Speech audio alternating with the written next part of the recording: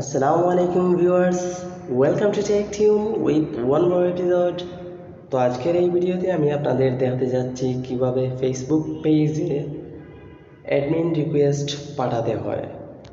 যেমন আমরা অনেকেই ফেসবুক পেজ ক্রিয়েট করি, সেটা বিজনেসের জন্য হোক বা লেখালেখির জন্য হোক, যে কোনো কারণের জন্য হোক বা যে কোনো ক্যাটাগরির জন্য হোক, আমরা ফেসবুক পেজ ক্রিয়েট করি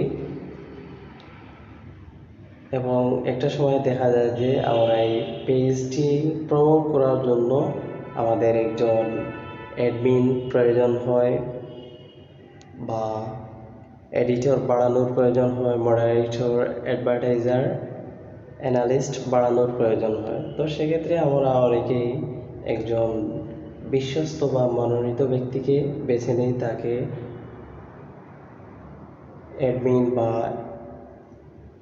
এডিটর বানানোর জন্য তাকে আমরা রিকোয়েস্ট পাঠাই। তো কিভাবে ফেসবুক পেজে অ্যাডমিন রিকোয়েস্ট বা এডিটর রিকোয়েস্ট পাঠাতে হয় তা আমি এই ভিডিওতে স্টেপ বাই স্টেপ দেখিয়ে দিব। শেষ পর্যন্ত ভিডিওটি দেখতে থাকুন। ভিডিওটি শুরু করার আগে সবার কাছে অনুরোধ, চ্যানেলটি ভালো লাগলে সাবস্ক্রাইব করে পাশে থাকা বেল আইকনটি প্রেস করে দিন পরবর্তী আপডেটগুলো পাওয়ার জন্য। তো বন্ধুরা, শেষ পর্যন্ত দেখতে থাকুন, তাহলে ভিডিওটি দেরি না করে শুরু করা যাক। তো ফেসবুক পেজে অ্যাডমিন বা এডিটর রিকোয়েস্ট পাঠানোর জন্য আপনারা সচরাচর ফেসবুক অ্যাপসে চলে যান।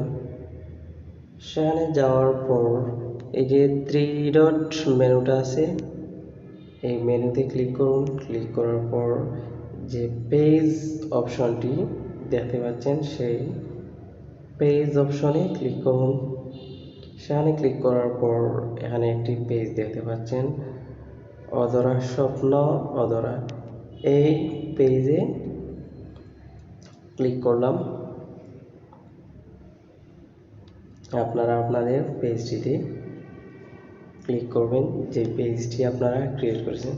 তো পেজে ক্লিক করার পর এখানে উপরে একটি অপশন দেখতে পাচ্ছেন, সেটিংস অপশন। সেই সেটিংস অপশনটিতে ক্লিক করুন। সেখানে ক্লিক করার পর এখানে 5 নাম্বার একটি অপশন দেখতে পাচ্ছেন, পেজ রুলস নামে যে অপশনটি, সেই পেজ রুলস লেখা আছে দেখতে পাচ্ছেন, অ্যাড পারসন টু পেজ। এই অপশনটিতে ক্লিক করুন। এরপর type the name of A Facebook user অপশনটিতে ক্লিক করুন। ক্লিক করার পর আপনি যে ব্যক্তিকে এডিটর রিকোয়েস্ট বা অ্যাডমিন রিকোয়েস্ট পাঠাতে চান, সেই ব্যক্তির নামটি এখানে লিখুন। লেখার পর সেই ব্যক্তিকে সিলেক্ট করুন। সিলেক্ট করার পর এখানে কয়েকটা অপশন চলে আসছে, প্রায় আপনারা দেখতে পাচ্ছেন যে এখানে 5টি অপশন রয়েছে।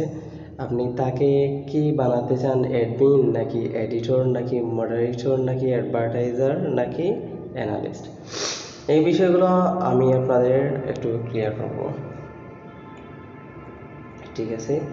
তো অ্যাডমিন সম্ভবত যেটাকে মালিকানাধীন বোঝায়, আর এডিটর হচ্ছে একজন সম্পাদনকারী, যে পেজটাকে এডিট করবে, পুরোপুরি এডিটিংয়ের কাজ করবে, সে হচ্ছে এডিটর। তারপরে মডারেটর ব্যক্তি হচ্ছে যে বিভিন্ন পরামর্শমূলক কাজ করবে। এরপর অ্যাডভার্টাইজার হচ্ছে বিজ্ঞাপনকারী, যে আপনার ফেসবুক পেজটাতে বেশিরভাগ বিজ্ঞাপনের কাজ নিয়ে ব্যস্ত থাকবে। সর্বশেষ যেই অপশনটি দেখতে পাচ্ছেন, অ্যানালিস্ট শব্দের অর্থ হচ্ছে বিশ্লেষক। তো আপনার পেজে কি হচ্ছে কি না হচ্ছে বা সব কিছু মিলিয়ে যে আপনার পেজটাকে বিশ্লেষণ করবে, সে হচ্ছে অ্যানালিস্ট। তো আপনি তাকে কি বানাতে চান সেটা সিলেক্ট করবেন। যেমন আমি এডিটর বানাতে চাই, সেজন্য আমি এডিটর সিলেক্ট করে নিয়েছি। আপনারা চাইলে অ্যাডমিন বানাতে চাইলে অ্যাডমিনও সিলেক্ট করতে পারেন, আর এডিটর চাইলে এডিটর, মডারেটর চাইলে মডারেটর, অ্যাডভার্টাইজার চাইলে অ্যাডভার্টাইজার, অ্যানালিস্ট চাইলে অ্যানালিস্ট। তো সিলেক্ট হয়ে গেলে নিচের অ্যাড অপশনটিতে ক্লিক করুন।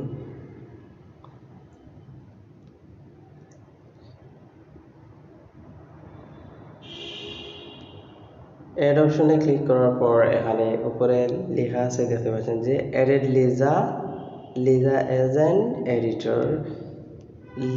লিজা একজন এডিটর হিসাবে যুক্ত করা হয়েছে। তো ওনাকে আমি এডিটর হিসেবে রিকোয়েস্ট পাঠিয়েছি। যখন উনি অ্যাকসেপ্ট করবেন, অ্যাকসেপ্ট করার পর উনি আমার এডিটর হয়ে যাবেন। এর আগ পর্যন্ত উনি হ্যাং অবস্থায় থাকবেন। তো বন্ধুরা, এই ছিল আজকের এই প্রসেসটি। আপনারা সবাই একইভাবে চাইলে অ্যাডমিন রিকোয়েস্ট বা এডিটর রিকোয়েস্ট পাঠাতে পারেন। তো বন্ধুরা, আজ এই পর্যন্ত। ভিডিওটি ভালো লাগলে লাইক শেয়ার দিয়ে পাশে থাকুন।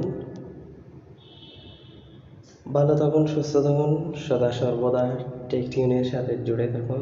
ধন্যবাদ সবাইকে। আল্লাহ হাফিজ।